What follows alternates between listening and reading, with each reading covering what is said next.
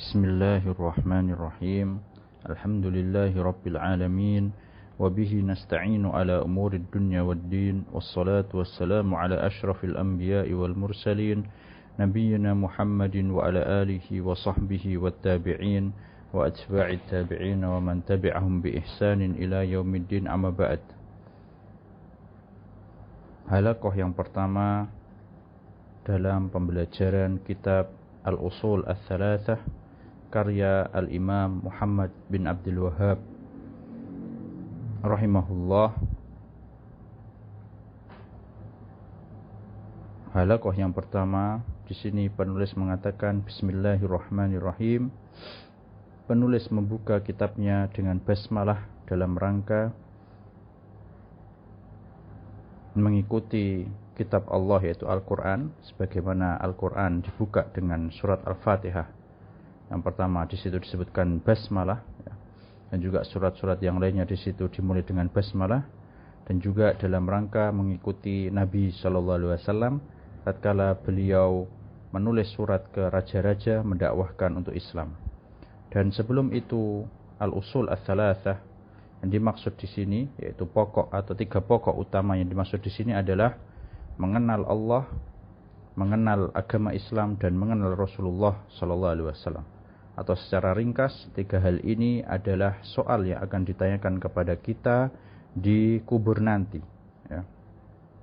Maka barang siapa yang mempelajari 3 pokok utama ini, kemudian mengamalkannya dengan benar, kemudian mendakwahkan, mengajarkannya kepada manusia, dan bersabar tatkala belajar, mengamalkan, dan berdakwah, maka insya Allah dia akan dimudahkan untuk menjawab soal di kubur tersebut. Kemudian penulis mengatakan i'lam rahimakallah, ya, ketahuilah semoga Allah merahmatimu, ya. Di sini penulis mendoakan kita semua. Ini merupakan akhlak yang baik bagi seorang dai untuk memulai dakwahnya dengan mendoakan audiens, mendoakan mad'unya, ya, agar lebih diterima dan juga menunjukkan akhlak yang baik. I'lam rahimakallah annahu yajibu alaina ta'allumu 4 masail. Sesungguhnya wajib bagi kita untuk mempelajari 4 permasalahan. Al-ula al-ilmu. Permasalahan pertama yang wajib kita ketahui, yang wajib kita pelajari adalah tentang ilmu. Ilmu di sini yang dimaksud adalah wa huwa ma'rifatullah wa ma'rifatu nabiyhi wa ma'rifatu dinil Islam bil adillah, yaitu ilmu tentang Allah, ilmu tentang Nabi Muhammad SAW, dan ilmu tentang agama Islam. Ats-tsaniyah al-amalu bihi, ya. Setelah kita wajib belajar, ya, yang pertama belajar, maka wajib kita amalkan setelah itu, ya. Kenapa? Agar kita tidak seperti orang-orang Yahudi, karena mereka itu punya ilmu tapi tidak diamalkan, ya. Dalam sebuah perkataan disebutkan hatafal ilmu bil amal fa in ajabahu wa illa irtahal. Ilmu itu akan nyambung kalau diamalkan, ya. Kalau tidak diamalkan maka akan hilang. Kemudian setelah seseorang belajar kemudian mengamalkannya, maka ats-tsalitsah ad-da'watu ilaih. Kewajiban yang ketiga yang perlu dia lakukan adalah mengajarkannya, mendakwahkannya kepada manusia, ya. Dan ini adalah yang dilakukan oleh para nabi dan para salafus saleh, sahabat, tabi'in, dan yang lainnya, ya. Setelah mereka belajar kemudian mengamalkan untuk diri mereka sendiri, maka setelah itu mereka akan mendakwahkan ilmu yang mereka dapatkan. Kemudian ar-rabi'ah yang terakhir, yang keempat adalah as-sabru 'alal adzafi, yaitu kita harus bersabar dalam mendakwahkannya tersebut, ya. Karena orang yang mendakwahkan ilmu tersebut, maka dia akan diuji dengan kesabaran, ya. Diuji dengan ujian. Oleh karena itu penulis di sini menasihatkan agar kita bersabar di saat mendakwahkan ilmu tersebut, ya.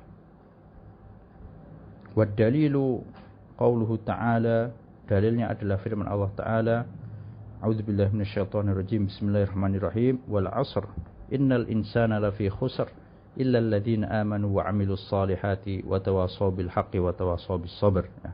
Dalilnya adalah surat Al-Asr, ya, demi waktu asar, wal asr. Innal insana lafi khusr, sesungguhnya seluruh manusia pada asalnya mereka itu rugi. Illal ladzina amanu, kecuali orang yang beriman, wa 'amilus solihat, orang yang melakukan amal soleh, wa tawashaw bil haqq, dan orang yang saling menasihati dalam kebaikan, dalam kebenaran, wa tawashaw bis sabr, dan orang yang saling mewasiatkan, saling menasihatkan dalam kesabaran.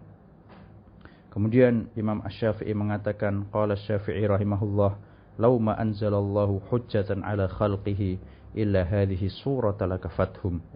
Seandainya Allah tidak menurunkan kepada manusia kecuali surat ini saja, yaitu surat Al-Asr, niscaya surat ini sudah bisa menjadi hujjah bagi mereka, sudah bisa menjadi dalil atas mereka, ya.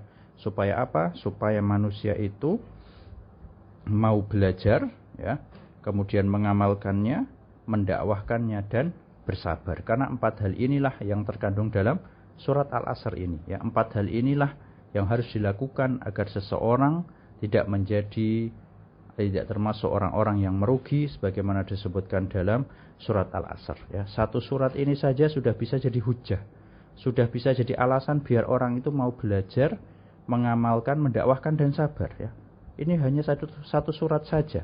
Lalu bagaimana dengan surat-surat yang lainnya? Tentu itu lebih menekankan lagi. Dan juga Imam Bukhari kemudian mengatakan setelah itu, wa qala al-Bukhari rahimahullah, Imam Bukhari mengatakan dalam kitab sahihnya, babun al-ilmu qabla al-qawli wal amal.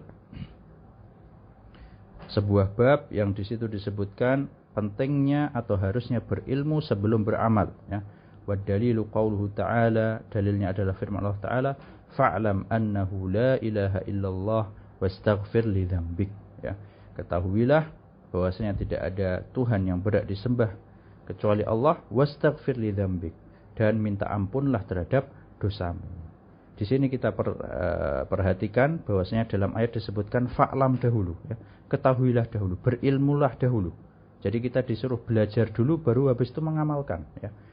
Belajar dulu habis itu baru apa? Wastaghfir li dzambik, minta ampunlah terhadap dosamu. Jadi belajar dulu kemudian baru beramal. Kata Imam Bukhari, fabada'a bil ilmi qabla al-qawli wal amal. Dalam ayat ini disebutkan harus berilmu dahulu sebelum berkata maupun beramal. Wallahu a'lam wa sallallahu ala nabiyyina Muhammad wa ala alihi wa sahbihi wasallam. Disampaikan dalam pembahasan kitab Al-Usul Ats-Tsalatsah. Materi audio ini disampaikan di dalam grup WA Kebut kelas Kitab Tuntas Surabaya Mengaji. Untuk update informasi dan konten dakwah kami, bisa mengikuti media sosial Surabaya Mengaji. Barakallahu fikum.